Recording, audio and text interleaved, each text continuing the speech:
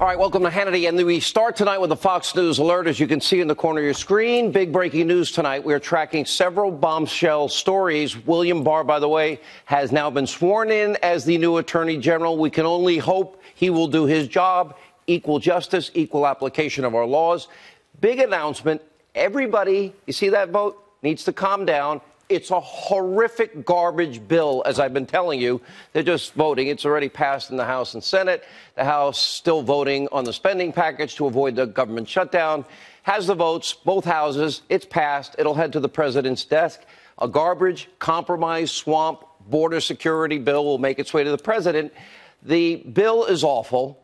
The president knows it's awful. We're going to give you the whole behind the scenes as to what was going on, as to what relates to this new 7-month spending extension. And in moments, I'm going to explain exactly why it happened this way, and I will explain exactly how the president will get funding for the wall and what's in store for you. Has the president kept all his other promises? There is a method to this, and at the end of the day, is it better that the wall get built? More coming up. We have a monologue later in the program just on that. First, we have big breaking news. Hannity watch on the deep state. This is where we begin tonight with something that should shock and alarm every single American. And I don't care if you're liberal, conservative. I don't care if you're Republican or Democrat. Doesn't matter. Or conservative as I am. We were right. I have been sounding the alarm on this program with a team of investigative reporters for over 2 years. And now today, more confirmation than we ever thought we'd have that we are dealing with, yes, a deep state and what is the biggest abuse of power corruption scandal in the history of this country. We now have disgraced, and by the way, now being investigated, fired FBI director, former deputy director Andrew McCabe, back in the news. Remember last year, the deep state Trump hater was fired for lack of candor. Well, where I grew up, that's called lying. Now, the Bureau found that he was constantly lying, not lack of candor, lying. Now, his conduct was so bad that he's now facing a criminal investigation over his actions, as are other deep state upper echelon, not rank and file in the FBI. Now, the bottom line is Andrew McCabe is a known liar, but that's not stopping CBS News from giving him a huge platform to hawk his brand new anti-Trump book. But a lot of revelations in here that should scare the living daylights out of anybody that believes in the rule of law and our Constitution. Take a look.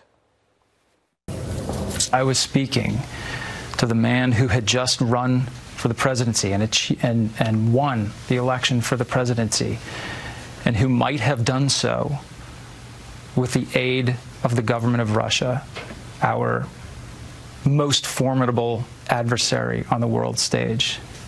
And that was something that troubled me greatly. Maybe, I think so. I thought when we dealt with the rule of law, we needed something called evidence. And of course, they have no evidence of collusion. Look at the bipartisan Senate Intelligence Committee this week. They said they have no evidence after 2 years of any collusion. Now, look on your screen. Top FBI lawyer who worked for McCabe, Lisa Page. And, of course, you can add James Comey and others in this upper echelon of the FBI. Lisa Page admitting, in fact, in 2016 and 17, along with Comey, that, in fact, after 9 months when they investigated before the appointment of the special counsel, they had nothing. Still, McCabe has always peddled in the Trump-Russia conspiracy theories, just like fake news. However, this next revelation from McCabe's interview is much, much more alarming. Take a look at this. There were meetings at the Justice Department in which it was discussed whether the vice president and a majority of the cabinet could be brought together to remove the president of the United States under the 25th Amendment. This was not perceived to be a joke.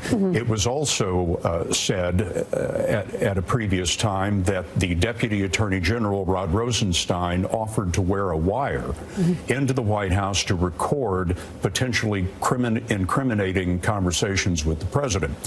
A statement was released after that was never serious, it was sarcastic, etc. McCabe, in our interview, says no. It came up more than once, and it was so serious that he took it to the lawyers at the FBI to discuss it. All right, they have it. More confirmation. Now, understand, they didn't like, their favorite candidate was Hillary. They never liked Trump. But more evidence, we have high-ranking members, the highest in the FBI and the Department of Justice, discussing how to override the will of the American people, first to influence the election, and by the way, keep a candidate that should have been charged in the race, and then remove a duly elected president from office because they didn't want him to win, and they had an insurance policy. Now, this would sound insane if it wasn't true. Now, remember months ago, we first reported this deep state conspiracy to oust the president, a silent coup. At the time, the deputy AG, Rod Rosenstein, remember, he first denied, we never talked about wearing a wire, said it never took place. And he said, they were just merely joking when he offered to wear a wire. Then later he changed the story again, saying, I never actually ordered the surveillance, so all's good, right, Rod? Now, sadly, the high-level DOJ, FBI discussions to secretly surveil, remove a duly elected president from office, that's only a tiny tip of the iceberg in this abuse of power corruption scandal and what has been a years-long efforts to rig the system, upend the will of the American people. That is the danger tonight. Look at this timeline. Let's start July 15, 2015. That's when the FBI opened up a criminal investigation into Hillary Clinton. Why? Mishandling top secret, classified, and special access programming information that was on a mom and pop shop bathroom closet server that they even believe was hacked by 6 foreign intelligence agencies. On May 2nd, 2016, Comey, the FBI director, and the all-important Peter Strzok, they were drafting a letter exonerating Hillary Clinton of any wrongdoing, which, by the way, Comey denied. We know it's true. It wasn't until 2 months later, in July, that Hillary and 17 others were finally interviewed by the FBI. Then only 3 days later, because they were writing the exoneration before investigation, and by the way, the person that did the investigation is Peter Strzok, then Comey had his big announcement. Remember, because the attorney general at the time couldn't do it, that would be Loretta Lynch. Loretta Lynch met on the tarmac with Bill Clinton, and he cleared Hillary of all charges despite Comey for nearly 14 minutes, citing overwhelming evidence of criminal negligence and obstruction of justice, violation of the Espionage Act, felony. On top of that, then it got into, deleting subpoenaed emails, acid washing with bleach bit, then busting things up with devices, removing SIM cards. Clinton gets off scot-free. She was the favored candidate. The person that interviewed her, Peter Strzok, remember, he said Clinton deserved to win $100 million to zero. Remember, he and the exchanges with his girlfriend, Lisa Page, Trump is loathsome, attacking Trump supporters. Remember, we're all the smelly people of Walmart. He could smell us. The fix was in. She should have been charged. She got away with things no American would ever get away with. Mishandling top secret intelligence, putting it on an outside server, clearly a violation of felony of the Espionage Act, and she obstructed justice by destroying those subpoenaed emails and then everything else that we know followed. And, of course, destroying the phones with a hammer. Meanwhile, in July, again, we're still in 2016, the very same month Clinton was exonerated, immediately thereafter, the people that saved her political career and kept her in the game because the fix was in, because they favored her over Donald Trump, those same people, Comey, Strzok, and company, they decided to open up an investigation into the Trump campaign. 1 month later, in August of 2016, Peter Strzok texting his FBI girlfriend, Lisa Page, that it was an insurance policy against Trump in the likely event Donald Trump wins. Now, the basis of the investigation appears to center around Hillary's bought and paid for dirty Russian dossier. In other words, a piece of campaign op research with funneled money through a law firm, bought and paid for by the Hillary campaign, put together by the op research group that used the lawyer's money to go, legal money, to then go ahead and hire a foreign agent. I thought they weren't supposed to be involved in elections. That's Christopher Steele. He uses phony Russian sources, with the help of a woman named Nellie Orr. Nellie just so happened to be married to the 4th highest ranking official in the DOJ, Bruce Orr. And then he's been demoted twice. In late August 2016, Bruce Orr presented the campaign op research to the top upper echelon of the FBI and the DOJ. And guess who else? Andrew McCabe and Andrew Weissman. Yeah, the pit bull of Robert Mueller, warning them that the source was tainted. Christopher Steele hated Donald Trump, and he was being paid by the Clinton campaign. She paid for it all. Nevertheless, in the summer of 2016, the FBI used the information on the dossier in an application for a FISA warrant to spy on an associate of the Trump campaign, never, ever telling the FISA court in their application Hillary paid for it, and never telling the FISA court that it's unverified and never corroborated. In fact, that dossier, with some circular reporting they pushed around, based on one source. It was the bulk of the evidence used in all 4 FISA warrants and the 3 subsequent renewals. Now, the FISA court judges, well, they were never warned of the evidence. They withheld important information that Hillary paid for it, the DNC paid for it. It never was verified. None of that. James Comey, Rod Rosenstein, Andrew McCabe, Sally Yates, all of them signing off on the FISA application. Well, that would be called committing a fraud or conspiracy to commit a fraud on a court. That'd be lying. That's a felony. Well, Comey and his cohorts were in the FISA court, and you had other deep state officials before the election leaking the dossier to anyone and everyone in the lead-up, using Russian lies to influence people's votes. Wow, sounds like collusion. And then in the fall of 2016, Obama's CIA chief, John Brennan, and Comey's general counsel, James Baker, they were both accused of leaking the phony Russian lies in the dossier. And just after the election, Director of National Intelligence, James Clapper, he leaked the dossier to fake news CNN and then lied about that under oath. And then on May 9th, 2017, President Trump rightly, thankfully, fires James Comey. Right after that, the disgraced former FBI director leaked private memos surrounding his conversations with the president in the hopes that it would lead to a special counsel investigation. Wow. Is this the United States of America? Take a look at this. I asked, President tweeted on Friday after I got fired that I better hope there's not tapes. I woke up in the middle of the night on Monday night, because it didn't dawn on me originally, that there might be corroboration for our conversation. There might be a tape. And my judgment was I needed to get that out into the public square. And so I asked a friend of mine to share the content of the memo with a reporter.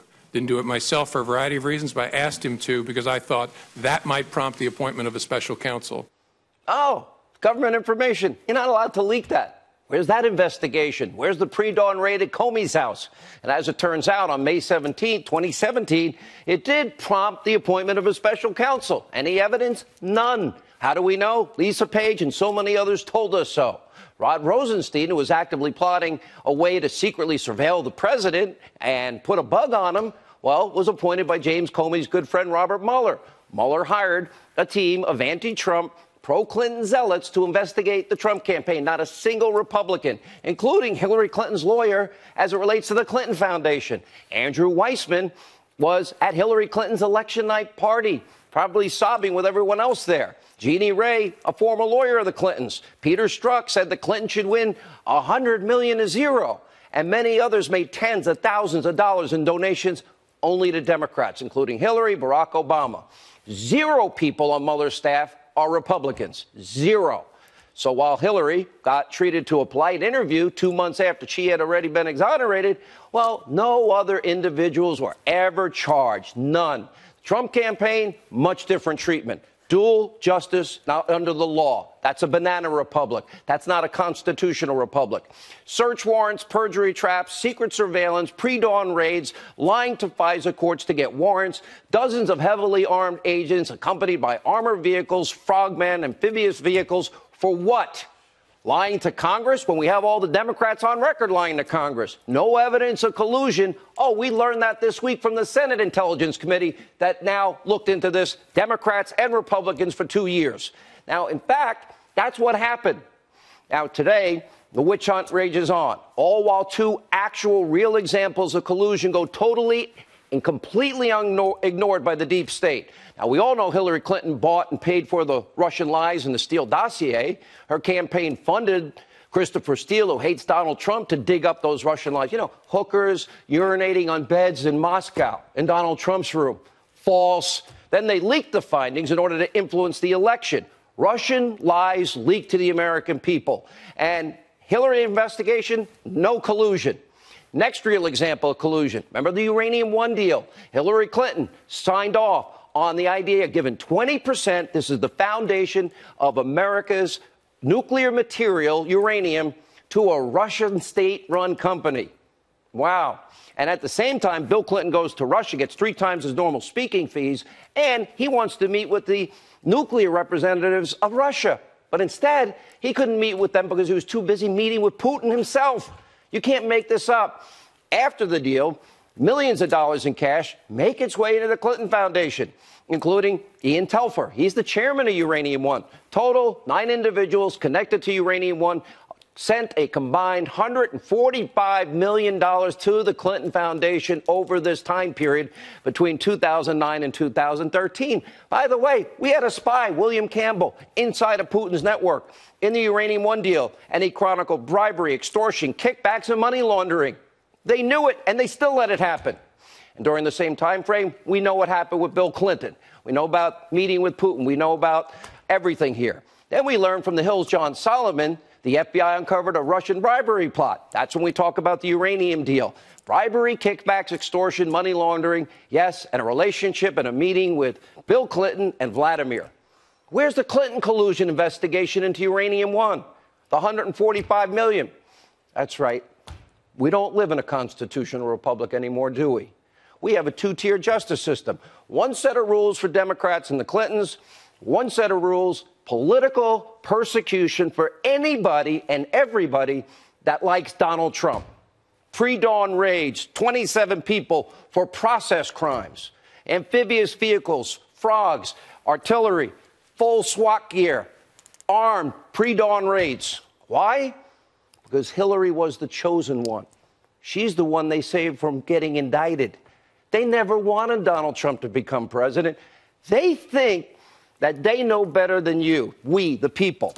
Think about that. And they abuse their power to favor their candidate over another. They spread misinformation, Russian lies, and did not apply the law equally. No equal justice, no equal application of our laws. And they even plotted and schemed to remove a duly elected president from office because they didn't like him or want him to win. And they used Hillary's bought and paid for Russian lies as their roadmap. They wanted to screw over the will of the American people. And so far, it seems like they're getting away with it. We have a new attorney general. Hopefully that will change. My sources telling me tonight things are happening as we speak. Tonight, 3 of so many deep state actors that need to be held accountable. James Comey, Andrew McCabe, Sally Yates, Rod Rosenstein, likely all committed a conspiracy to lie to a FISA court. That's right, fraud before a court to get a warrant to deny a fellow American of their constitutional liberties. James Comey also seems to be needing an investigation for a serious crime when he intentionally leaked his FBI memos, government property, about his conversations with the president to get the special counsel. When it comes to federal abuse of power, Comey, McCabe, Strzok were all fired. Page forced to resign in shame.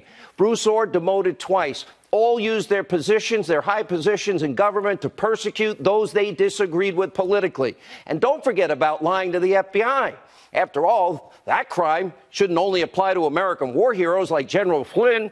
After you brag about, oh, we wouldn't do this in the Obama administration, and then having Andrew McCabe say, you don't need a lawyer, when he really did need one. And don't forget about also, in all of this, the illicit leaking. Baker, Brennan, Steele, Clapper. When are they going to be held accountable? Now, over the next year, with a brand new Attorney General, William Barr, this country, we've got to decide. You want to save the United States? You want to be a constitutional republic? You want equal justice under the law? Do you want a dual justice system? Or do you want America to be handed off to your kids and grandkids as a banana republic? That's the choice that America is facing tonight, because a small group of very powerful, high-ranking, unelected officials obviously were able to yield so much power over this country, our lives, and your decisions and your choices at the ballot box. That's what happened. That's why every American needs to be concerned.